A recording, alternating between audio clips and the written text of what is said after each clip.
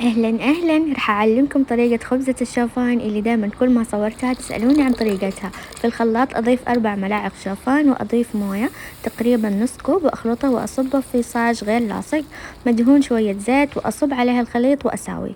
أحاول أقفل الفقاعات هذه، بعدها أغطيه وأخليه يستوي.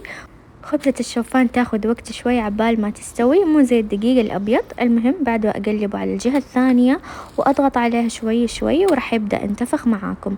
شوفوا كيف ما شاء الله. وأنقله بصحن.